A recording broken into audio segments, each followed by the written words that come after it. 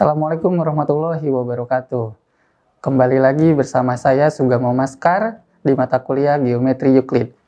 Kali ini kita akan belajar tentang aksioma pada geometri bidang. Baik, kita mulai. Tujuan perkuliahan hari ini adalah mahasiswa dapat memahami tentang istilah tidak terdefinisi dan dua aksioma fundamental yang terdapat pada geometri insidensi.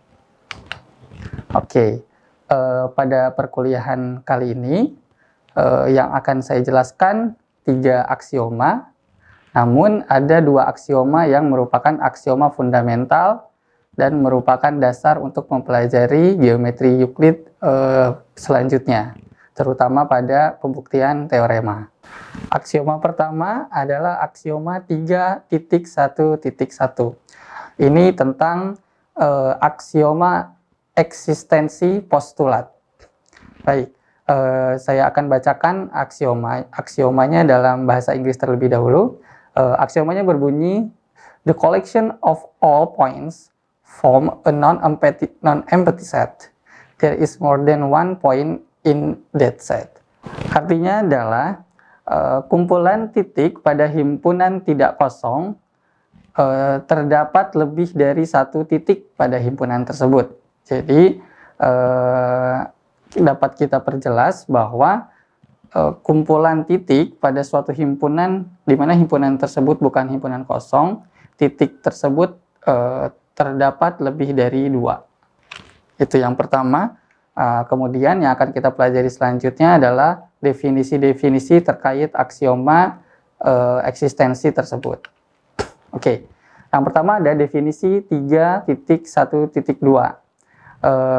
Definisinya berbunyi, himpunan semua titik disebut bidang. Jadi apabila kita berbicara himpunan keseluruhan titik, itu dinamakan bidang. Dan bidang tersebut disimbolkan dengan huruf P. Huruf P-nya dapat dilihat pada slide berikut.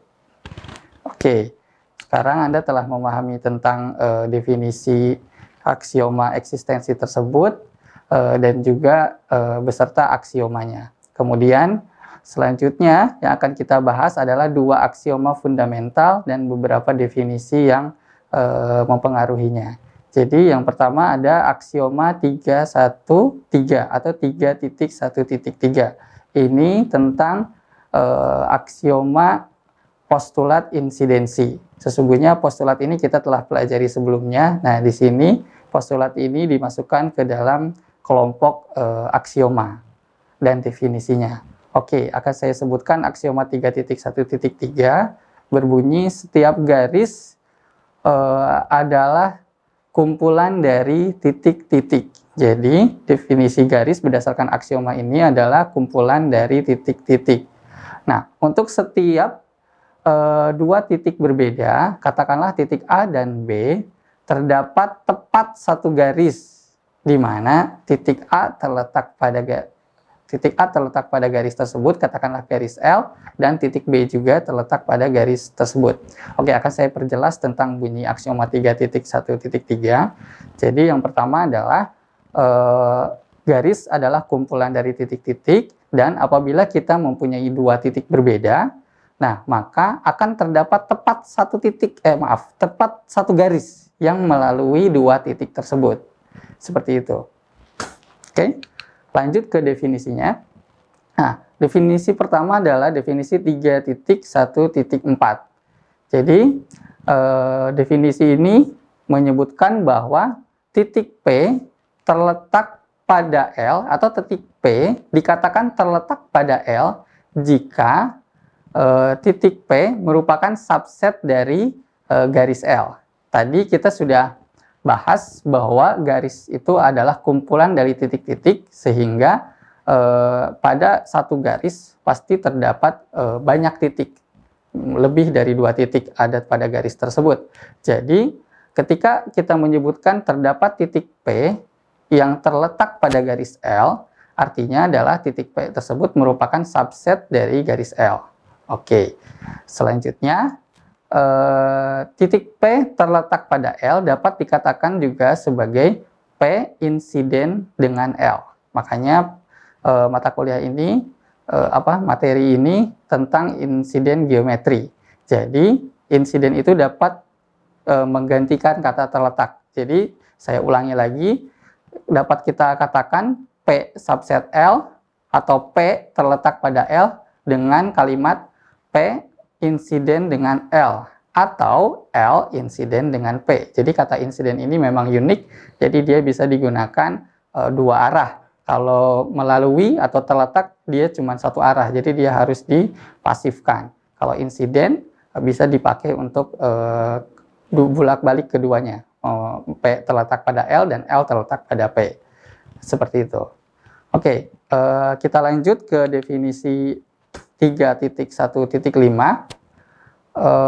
Titik key dikatakan external point atau titik luar. Nah, di sini tentang external point. Jadi titik key dikatakan titik luar atau external point. Eksternal dari garis L, titik yang terletak di luar garis L jika key tidak terletak pada L. Jadi saya perjelas lagi, saya ulangi lagi tentang definisi 3.1.5. Ini tentang external point. Jadi apabila kita punya garis L, kita memiliki garis L, tadi sudah disebutkan bahwa titik garis itu adalah kumpulan dari titik-titik. Nah, kita bisa mengatakan titik yang terletak di luar garis L itu dengan external point L gitu. Jadi key adalah external point dari L. Maka key itu terletak di luar garis L sehingga key-nya bukan subset dari L gitu.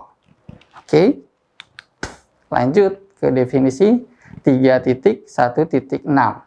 Ini tentang paralel ya, garis-garis paralel. Jadi dua garis L dan M, ada dua garis ya, garis L dan M katakanlah dikatakan paralel atau dapat ditulis dengan simbol berikut jika tidak terdapat titik P sehingga P-nya terletak pada L dan juga P-nya terletak pada M. Secara sederhana, kita bisa katakan apabila dua garis L dan M itu paralel, maka tidak ada titik yang terletak pada dua garis tersebut secara bersama-sama.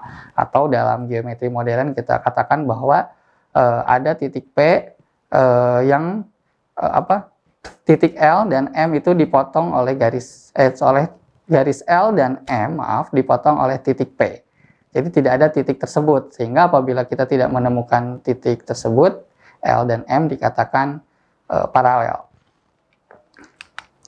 Oke, sekarang kita telah memahami dan mempelajari tentang aksioma insiden geometri dan definisinya. Selanjutnya kita akan membahas tentang teorema. Nah, di sini teorema yang akan kita bahas telah dibuktikan di pertemuan sebelumnya. Hanya akan saya ulang kembali untuk mengingatkan. Jadi di sini ada teorema 3.1.7 yang berbunyi sebagai berikut. Jika L dan M merupakan dua garis berbeda yang tidak paralel, ingat bahwa L dan M tidak paralel, maka terdapat tepat satu titik P di mana P-nya terletak pada L dan juga terletak pada M. Jadi, apabila ada dua garis yang tidak paralel, katakanlah L dan M, pasti ada satu titik P, dan ini tepat cuma satu titik. Nah, dan P ini terletak pada L dan M. Tentu saja ini, teorema ini kebalikan dari definisi paralel line tadi. Nah, pembuktiannya sudah kita bahas sebelumnya, jadi kita bisa lanjut ke distance and ruler postulate, atau aksioma penggaris. Nah, ini lebih terkenal disebut dengan aksioma penggaris. Makanya saya ilustrasikan dengan gambar mistar atau penggaris. Oke, ini aksioma fundamental yang kedua tadi. Jadi kan pembahasan kita, saya ulangi lagi. Yang pertama tentang hal-hal yang tidak terdefinisi, bagian-bagian yang tidak didefinisikan. Kemudian yang kedua tentang dua aksioma fundamental. Yang pertama tadi tentang geometri insidensi, dan yang kedua ini tentang postulat penggaris. Oke, jadi aksioma penggaris atau postulat penggaris. Saya akan bacakan karena postulat ini cukup panjang. Saya coba pelan-pelan. Jadi untuk setiap dua titik P dan Q terdapat bilangan real PQ. Nah, untuk dua titik P dan Q ada bilangan real PQ. Kita simbolkan dengan PQ, artinya adalah jarak dari P ke Q. Jadi PQ itu jarak dari P ke Q. Untuk setiap garis L, ingat, untuk setiap garis L terdapat fungsi satu-satu. Fungsi satu-satu dari garis L ke bilangan real. Gitu ya. Jadi ada fungsi satu-satu dari garis L ke bilangan real. Ingat tadi titik P dan Q itu terletak pada L. Jangan lupa. Jadi tadi pertama adalah P dan Q terletak pada garis L, dan garis L bisa kita fungsikan ke bilangan real. Jadi garis L-nya kita bisa fungsikan ke bilangan real. Sehingga kita dapat petakan kedua titik tersebut, P dan Q, katakanlah ini titik sembarang di garis L kepada bilangan real.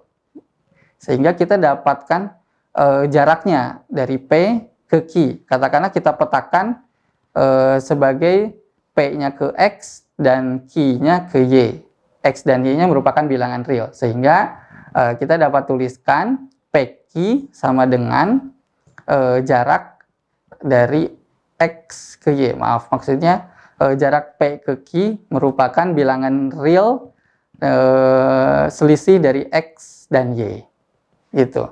Jadi untuk lebih memahami aksioma ini, saya perlihatkan dengan ilustrasi sederhana. Jadi misalnya kita punya garis L nih. Di situ ada titik P dan Q. P-nya dipetakan kepada bilangan real, yaitu nomor 4, bilangan 4. Nah, kemudian Q-nya kita petakan misalnya itu 12 katakanlah. Sehingga kita dapat jarak PQ itu adalah 12 kurang 4 selisihnya. Sehingga selisihnya adalah 8. Jadi jarak P ke Q adalah 8. Itu yang disebut dengan paralel postulat penggaris. Seperti itu. Nah, selanjutnya yang akan kita bahas nanti adalah tentang definisi-definisi yang terkait dengan paralel postulat. Tentang postulat penggaris. Oke, untuk memahami definisi-definisi selanjutnya, nanti akan saya jadikan bahan tugas. Nanti Anda bisa membuat penjelasan dari definisi-definisi postulat penggaris. Kemudian setelah itu Anda dipersilakan untuk memahami teoremanya dan bisa membuktikan teoremanya. Nanti kita akan bahas di forum, di WhatsApp group, dan di Spada juga. Baik, terima kasih. Sekian perkuliahan Geometri Euclid hari ini. Wassalamualaikum warahmatullahi wabarakatuh.